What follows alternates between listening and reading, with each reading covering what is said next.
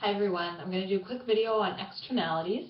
This is one of the concepts that we cover in Chapter 5, and it can be a little tricky for students to understand at first. So let's stick with the definition to begin with. The definition of an externality is the consequence of an economic activity that spills over to third parties. So two key points in that sometimes trip students up is that it has to be an economic action. Economic action can be pretty much any human activity. Buying something at a store, producing something in a factory, any sort of human behavior. Something that wouldn't be considered an economic action might be weather. So there would be no economic externalities when we talk about a snowstorm. There are consequences, but since a snowstorm itself isn't an economic action, it's an act of nature, we wouldn't consider that. The other thing to remember about an externality is that it has to have a spillover effect onto third parties. So there might be lots of consequences of an economic action. Like if I smoke cigarettes, I have a higher chance of getting lung cancer. But I'm not a third party. I am one of the parties directly involved in this economic action. I bought it from somebody and I'm the one who chose to buy it. So I would not be considered a third party. Neither would the producer be considered a third party. A third party might be someone at a restaurant where I was smoking.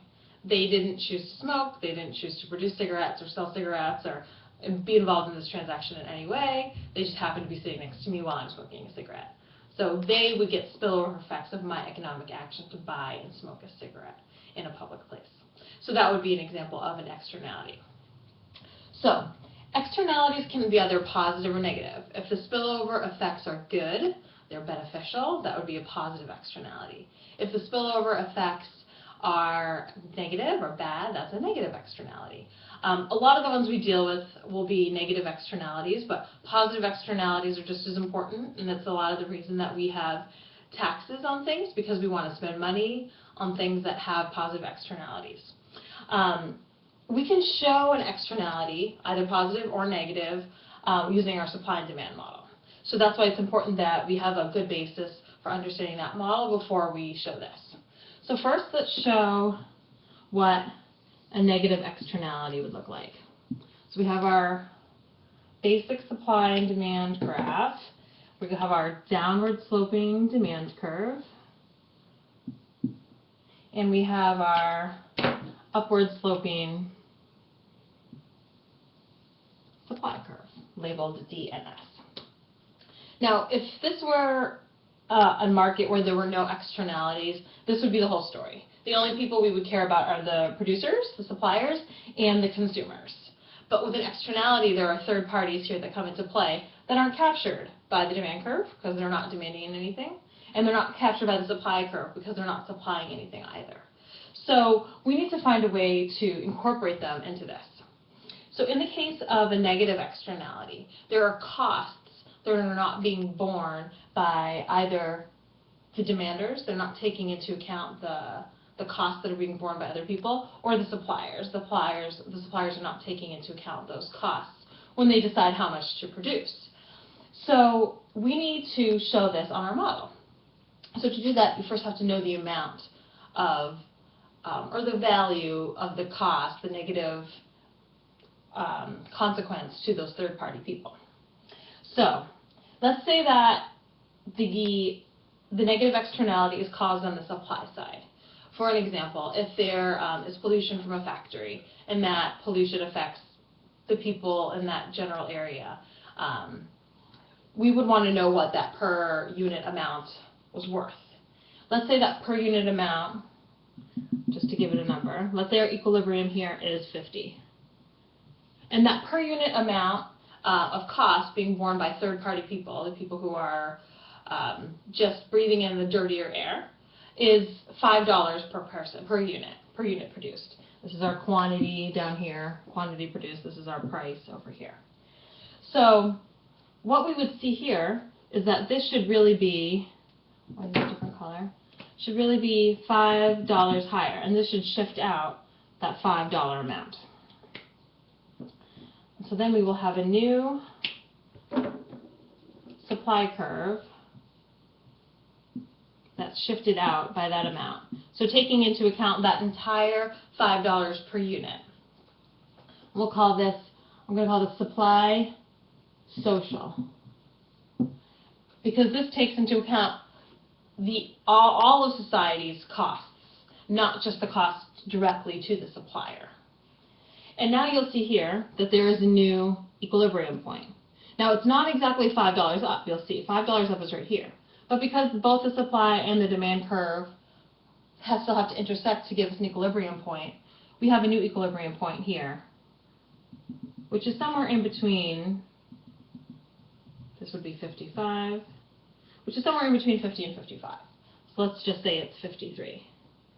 So the cost, if we were to apply the cost of the pollution created by the suppliers directly to the suppliers, their supply curve would shift up, which means that their quantity decreases. So you could either say shifts up or you could say shifts in. Both represent a decrease in supply because their costs are now higher, so they're willing to supply less at every given price point. So the supply is decreased. But you notice that the costs are borne by actually the consumers and the suppliers because of the demand curves and where equilibrium lies. So the new selling price, if we were to impose, let's say, a $5 tax on the suppliers, the new price would be $53 per unit. So that $5 is shared. And then this triangle here would be the deadweight loss. So this is how we would show how a negative externality can be shown using the supply and demand model. Now we can show also a positive externality. Now in a positive externality, there's not enough being produced of the good or service.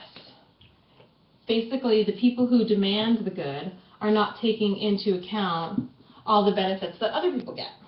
So an example might be education. So education helps people beyond just the person getting the education. So if you or I had to pay for our education, we might not take into account all the third-party benefits that affect other people. We only look at our own benefits. So we wouldn't supply as much as we would if we took into account society's benefits to our getting an education. That's one of the reasons why education is free, K through 12, in a country like the United States, because they realize that there's a lot of these positive externalities associated with education, and they don't want people to under-consume education because they're not taking into account those third-party benefits. So let's see what that would look like. So again, we have our downward sloping demand curve, so this would be people demanding education, people consuming education. The more expensive it gets, the less likely people are to buy it, so downward sloping demand curve. And our upward sloping supply curve as usual. So again, as I said, there's benefit to people consuming education that they don't get themselves, that society, people, third parties get. But that's not captured in the demand curve. This is just the demand to the actual consumers of education. So just like we did before, we would have to put a value on those third-party benefits. And let's say again that value was $5 per unit. So here we are again, let's just say 50, keep it nice and simple.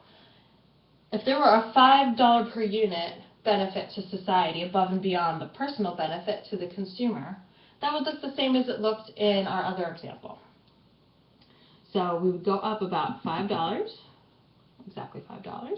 Let's say that's a $5 amount on our graph.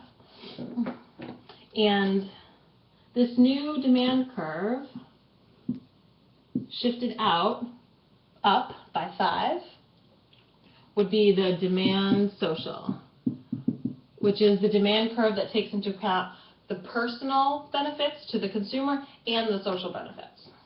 So as you can see, with the demand curve shifting out, more quantity will be demanded. And more will be supplied as well. So here, Q1 to Q2, quantity is increased, which is the opposite of what we saw in the other example, where the quantity decreased. So here, if we take into account the social benefits, we should get more education. In the other example, if we take into account the social costs, we should get less pollution. And then, in this example, the price will increase, but not the full $5 amount. So we can just say it's 53 again. Now, in the case of public education, we don't pay for it at all, but the government does pay for it. But as you can see, the cost is borne by the two different groups. They share it because of where the equilibrium lies. So that's how we would show a positive externality using our supply and demand model.